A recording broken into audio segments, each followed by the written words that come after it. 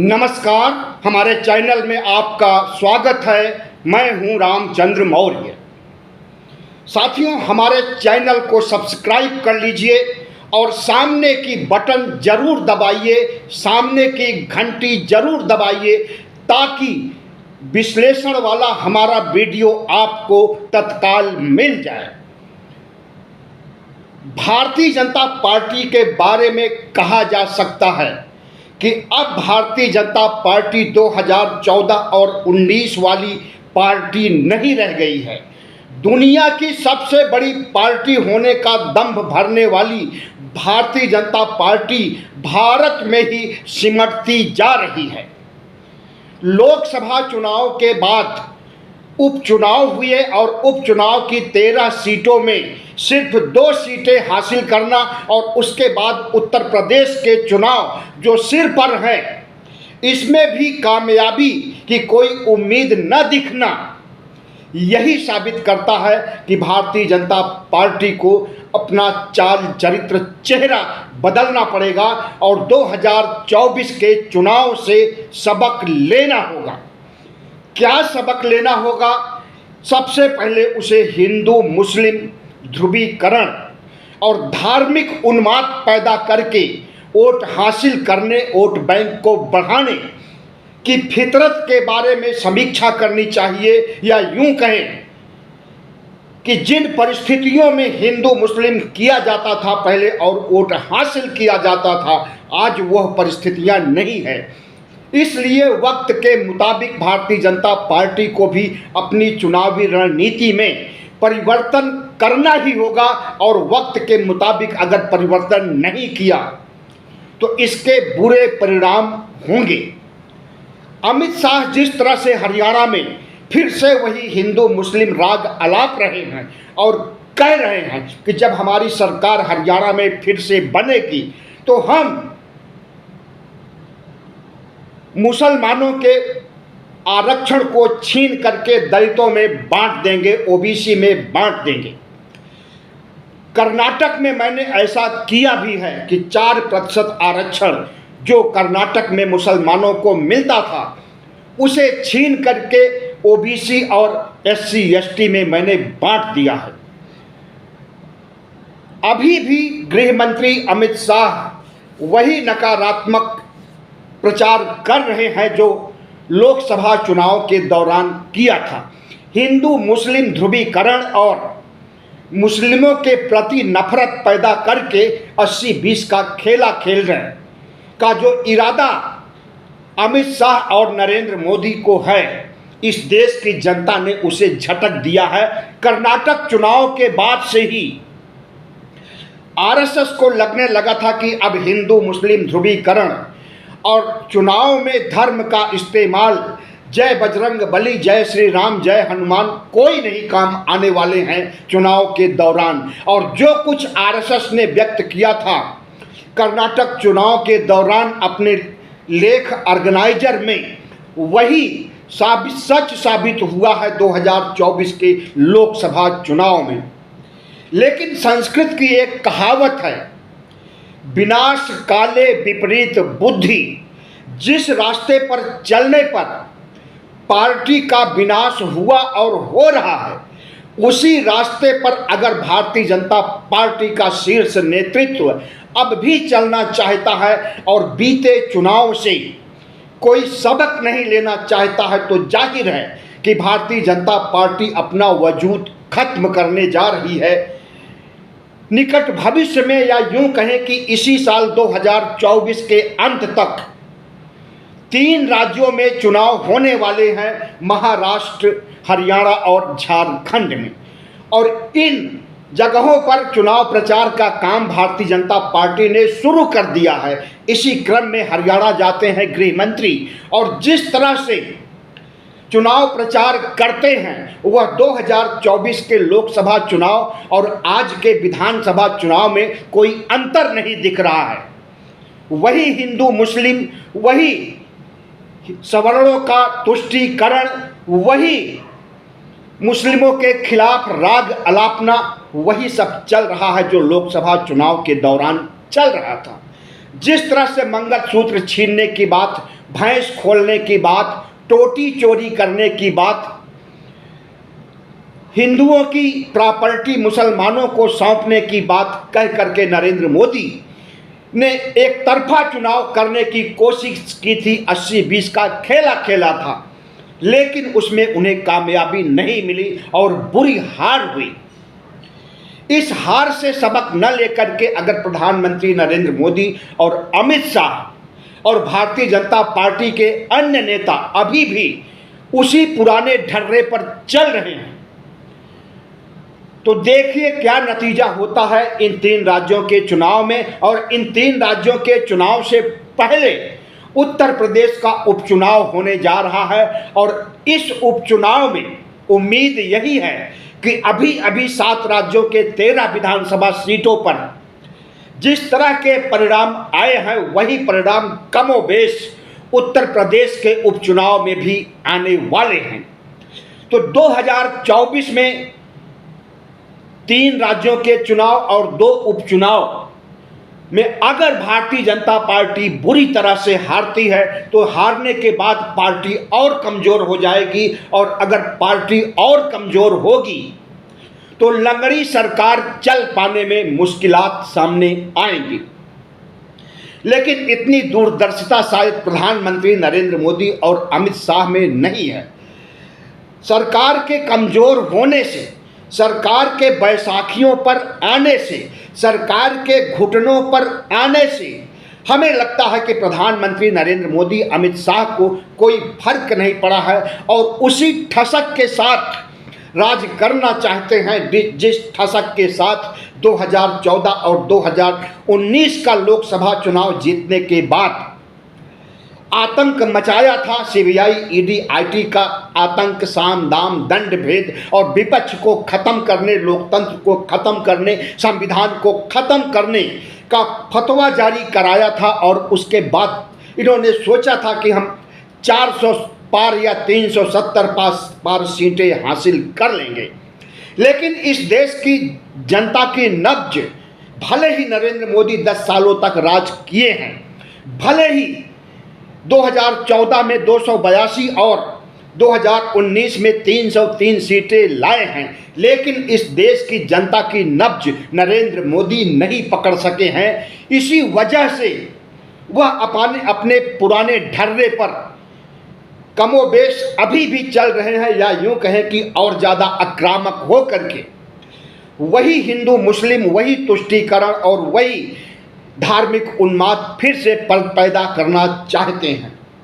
प्रधानमंत्री नरेंद्र मोदी भारतीय जनता पार्टी के साथ 2014 और 2019 के चुनाव में आरएसएस एक हिमालय की तरह खड़ा था इन्हें जिताने के लिए, लेकिन उसी आरएसएस को अपने दंभ और भगवान का स्वरूप प्राप्त कर लेने के बाद आरएसएस से बड़ा अपने को साबित करने लगे और अपने अध्यक्ष जेपी नड्डा से कहलवा दिए कि हमें आरएसएस की ज़रूरत नहीं है, हम आरएसएस से कहीं आगे बढ़ चुके हैं। हम इस देश के 140 करोड़ लोगों को दिल को जीतने के लिए जो कुछ कर रहे हैं और जो कुछ करने जा रहे हैं, हमें सफलता जरूर मिलेगी। हमें न आरएसएस की ज़रूरत है और न हमें धर्मनिरपेक्षता की ज़रूरत है, न संविधान की ज़रूरत है, न लोकतंत्र की ज़रूरत है।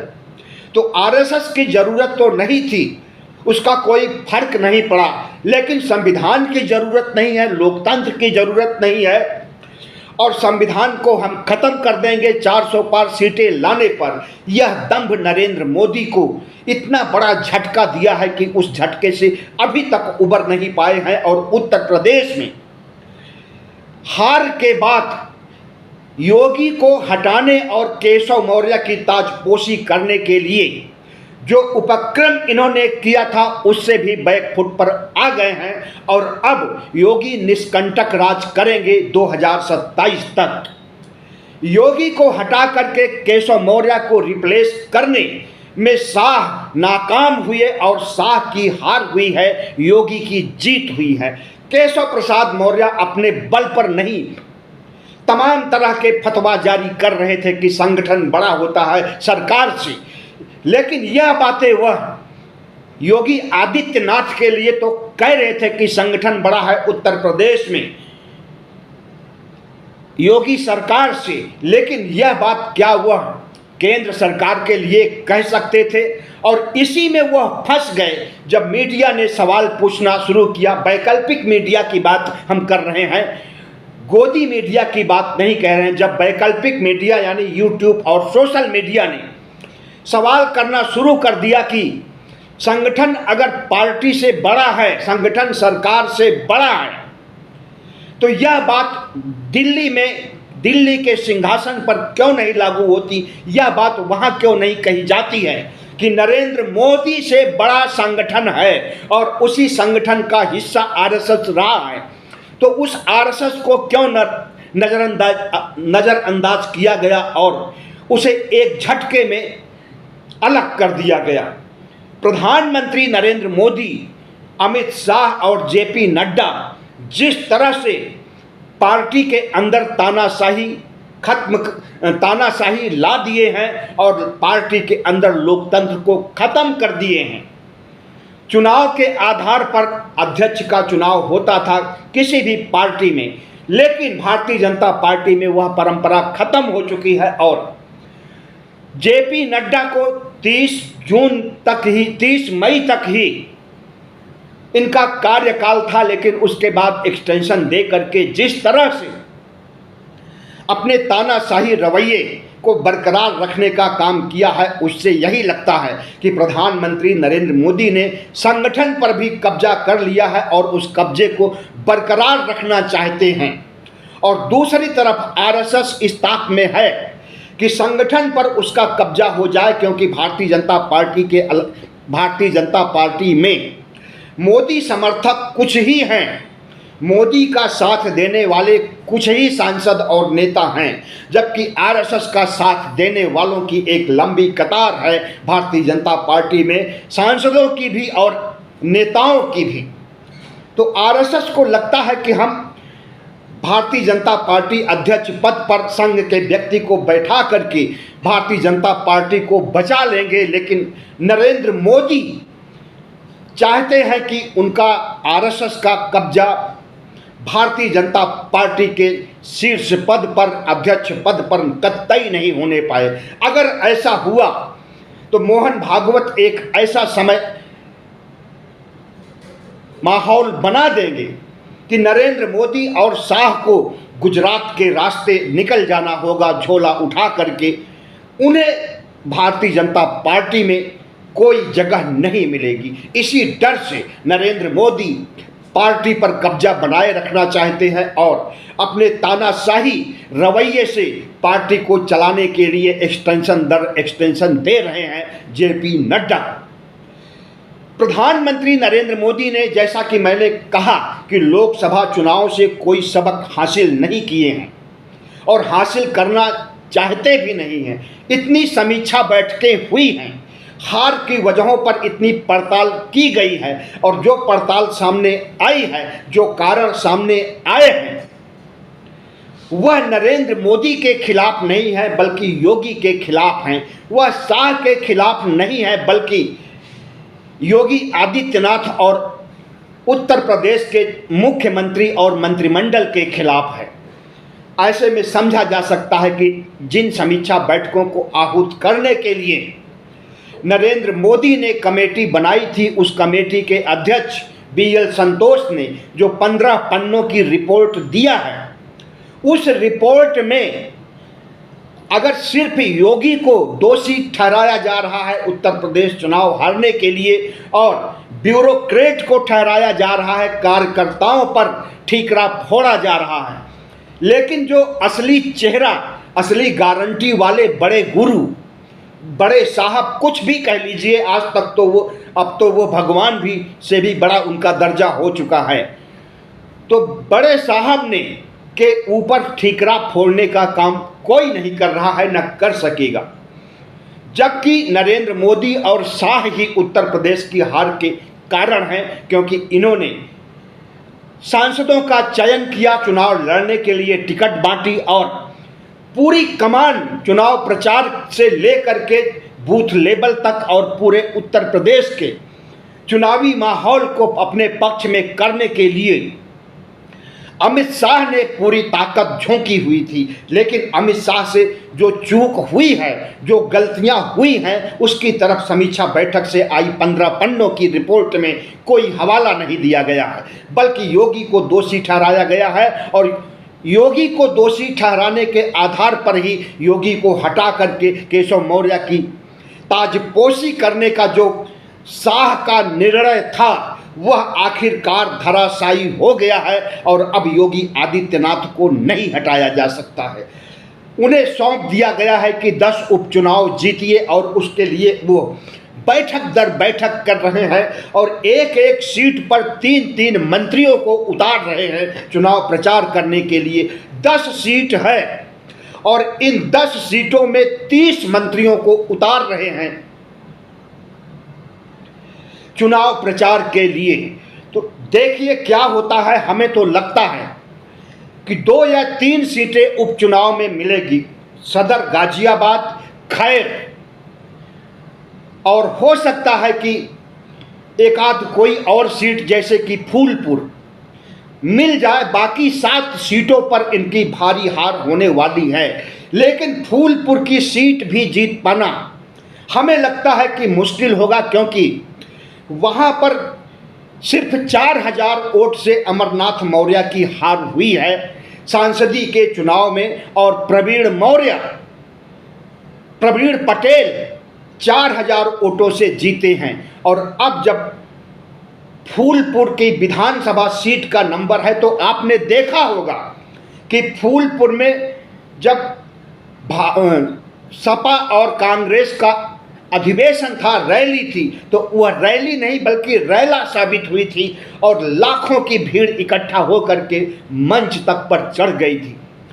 यानी फूलपुर एक ऐसी सीट है जहां पर चौंकाने वाले नतीजे आते हैं। ओबीसी बाहुल्य वाली सीट फूलपुर में पटेल और मौर्य बहुतायत हैं और इनमें किसके प्रति समीकरण चला जाता है। और हमें लगता है कि इस बार अमरनाथ मौर्य को अगर नहीं लड़ाएंगे, किसी और को भी लड़ाएंगे विधानसभा चुनाव, तो उसमें उसी की जीत होने वाली है। जमीनी स्तर पर वहां की रिपोर्ट कुछ ऐसे ही आ रही है। तो भारतीय जनता पार्टी के बारे में यही कहा जा सकता है कि उसका सवर्ण वोट पर एकाधिकार था, लेकिन वह सवर्ण वोट भी 16% खिसक गया समाजवादी पार्टी और कांग्रेस की ओर लोकसभा चुनाव में। तो भारतीय जनता पार्टी का जो कोर वोटर है, अगर वही उसका साथ नहीं देगा तो सबसे पहले तो इन्हें अपने कोर वोटर को बचाने की जद्दोजहद करनी चाहिए। और उसके बाद अगर यह मुस्लिम हिंदू ध्रुवीकरण की बातें करते रहेंगे, राम, शिव और कृष्ण के सहारे चुनाव जीतने की कोशिशें करते रहेंगे, तो वही होगा जो 2024 के लोकसभा चुनाव में हुआ था। भारतीय जनता पार्टी एक कम्युनल पार्टी है, सारी दुनिया जानती है। भारतीय जनता पार्टी जो आरएसएस के कोख से निकली है, संविधान विरोधी है, यह दुनिया जानती है। भारतीय जनता पार्टी आरएसएस ने कभी भी अंग्रेजों के खिलाफ लड़ाई नहीं किया और इस देश को आज़ादी दिलाने वाले महात्मा गांधी की हत्या तक इसने कर दिया था आरएसएस के प्रचारक गोडसे ने। तो भारतीय जनता पार्टी के चाल चरित्र चेहरे को और इनके तमाम नारों और दावों और जुमलों और झूठ को इस देश की जनता अच्छी तरह से पहचान चुकी है। इन 10 सालों में प्रधानमंत्री नरेंद्र मोदी की कथनी और करनी में कितना बड़ा अंतर है। गरीबों का मसीहा बता करके कारपोरेट को माला माल करने वाले नरेंद्र मोदी की असलियत अब इस देश की जनता ने समझ लिया है। और सिर्फ जनता ही नहीं बल्कि आरएसएस ने भी समझ लिया है और इस देश के सनातनी हिंदुओं ने भी समझ लिया है कि नरेंद्र मोदी जिस तरह से 2 सालों तक 2 टर्म यानी 10 सालों तक राज करने के बाद अपने आप को ईश्वर से बड़ा समझने लगे हैं, विष्णु के अवतारी समझने लगे हैं और इस धरती पर वह पैदा नहीं हुए हैं अपनी माँ की कोख से, बल्कि उन्हें ईश्वर ने भेजा है, टपकाया है, प्रकट किया है कि जाओ और राज करो ठसक के साथ। तो प्रधानमंत्री नरेंद्र मोदी के इस घमंड और अहंकार से न सिर्फ आरएसएस कुपित हुआ और वह अपने को भारतीय जनता पार्टी से अलग कर लिया, अपने प्रचारकों को भारतीय जनता पार्टी के प्रचार से अलग कर लिया, बल्कि इससे एक हिंदुओं का बड़ा तबका, यहाँ तक कि शंकराचार्य तक बहुत क्रुद्ध हैं नरेंद्र मोदी से। साधु संत मठाधीश नाराज हैं नरेंद्र मोदी से, और नरेंद्र मोदी उसी धर्म को आधार बना करके, अगर जो उन्माद अयोध्या में हुआ था 1992 में और उसके बाद की परिस्थितियों में जिस तरह से दंगे होते रहे, लोगों की जानें जाती रही, कुछ उसी तरह का प्रयोग बनारस में, काशी में करना चाहेंगे, मथुरा में करना चाहेंगे, तो उसे इस देश की जनता स्वीकार नहीं करेगी और नरेंद्र मोदी के बचे हुए कद को भी छोटा कर देगी, भारतीय जनता पार्टी को खत्म कर देगी। बहुत बहुत धन्यवाद। हमारे चैनल को सब्सक्राइब कीजिएगा, लाइक कीजिएगा और शेयर कीजिएगा।